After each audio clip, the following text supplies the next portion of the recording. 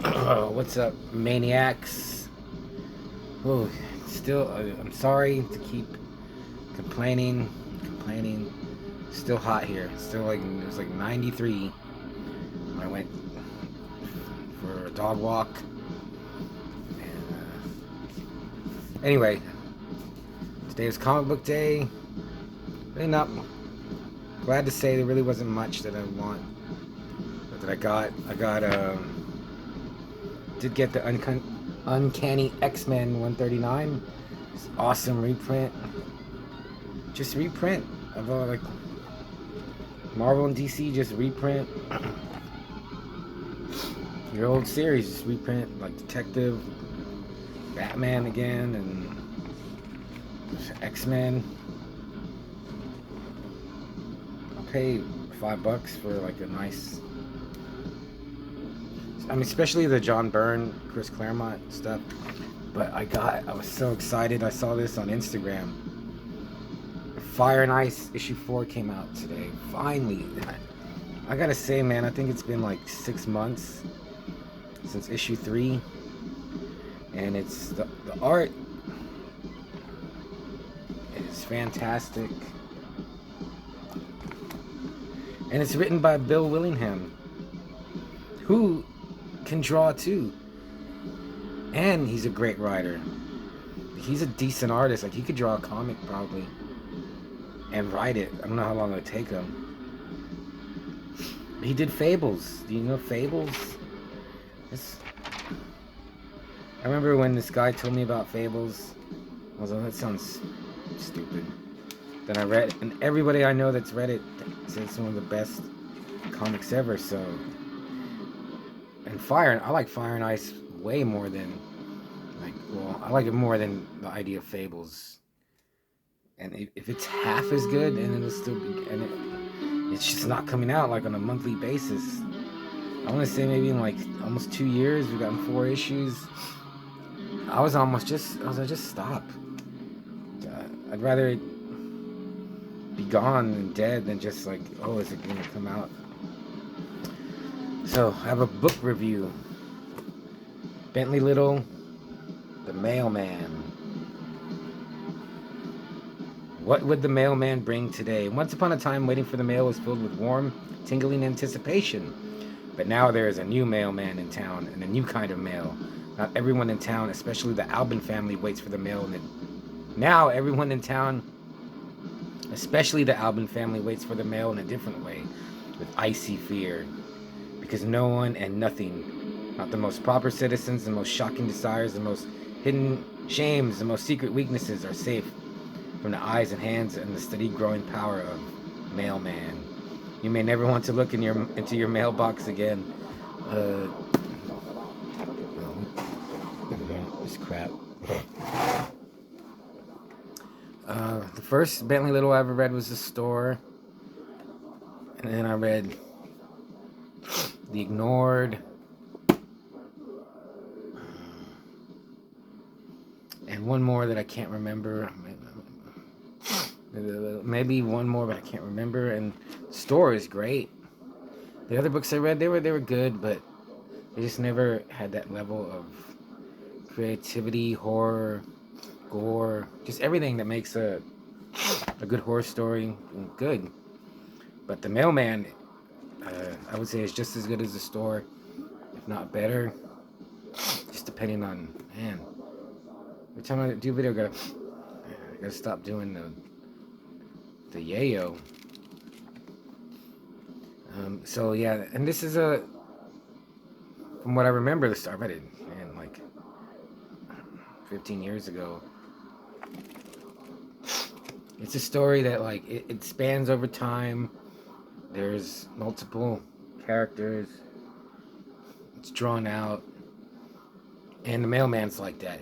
I would have to say it takes place over a month and a half, maybe 2 months. So it's not like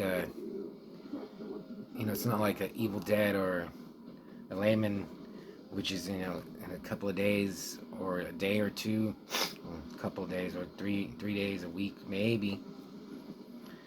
So it's not like an in-your-face horror, but it's not I would not call it a slow burn. And there's like so much stuff happens, and I was trying to think. Well, I was all, well, how are you gonna terrorize someone through the mail? I mean, short of like mail bomb or something like that. But and I was thinking, I was like, I bet, I wonder if Bentley like he really thought about this, like how you would, and it supernatural. There's something supernatural about it. But I was like, how would you terrorize someone through the mail? Like, what would you send? And he does it all different kinds of ways. Many which I would never even think of. Let's see, I'll tell you one. Like, this guy starts getting letters from his brother who served in Vietnam. This is one of my, like, I think one of the more scarier ones. Like, this could have been a movie or a book or a short story. So this guy, Hobie, he's getting mail from his brother who served in Vietnam. His brother died. Oh man, I gotta sneeze. His brother died in Vietnam, and he remembers his brother as like this very gentle, peaceful, nice, good person who went to serve his country, and he died there. And he gets these letters, and his brother is like saying all these horrible atrocities he's committing on the Vietnamese people, like the civilians, the villagers, and I was like, wow, that's like, the mailman's delivering like mail that got lost. So I was like, man, that was pretty messed up. See, he's able to like shut your water off, your electricity, because you didn't pay your bill because he didn't deliver the envelope. And this is like in 1989, so they don't have cell phones or the internet yet, or at least not like. Was there internet in '89 that was readily accessible to everybody? And it's gory. It's pretty graphic. It does go over the top, but it's never like in your face, like just to be extreme. It has its purpose, and it's shocking when it's done. It gets a little crazy, a little unbelievable, but I can forgive that for how good it was. I'm reading faster. This one was 320 pages. I thought like nitpick. It was a little drawn out, and the mailman, like Doug Albin, he's the main guy, and it focuses on him, but it's happening to everybody in the city. Oh yeah, there's like a mass shooting, which I didn't think it should have had more impact, because this guy goes into the bank and blows away like 14 people. It's kind of like forgotten, but I was like, it's a pretty major thing. Yeah, but it always pretty much focuses on Doug and his wife and his kid, their friend Hobie, the guy getting the letters from his brother in Vietnam. Peripheral characters like the police, and I would say it had a lot of characters, but I was able to keep track of them, unlike Stephen King. So yeah, I really like The Mailman. I think this is his first, or very early in his career.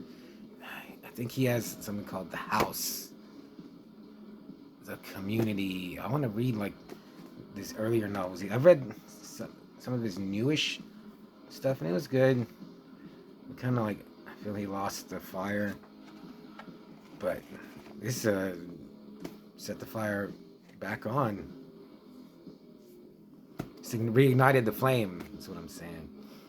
And yeah, I want to, like The House, I think it's called, because he doesn't have any books listed in here. So I want to say this is his first book. It's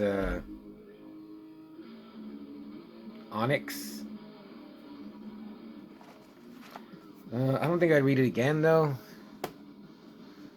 Maybe years down the line, because I would like to reread The Store. But I would give this 3.5. I don't want to give it too glowing of a review, but it was really good. It's one of the better books I've read. Like, was that Brass and yeah, I reviewed it. And Burning Water. I don't think I reviewed it, but man. And this is horror. This isn't like a drama or a comedy or like a sci-fi novel pretending to be horror. This is a horror novel.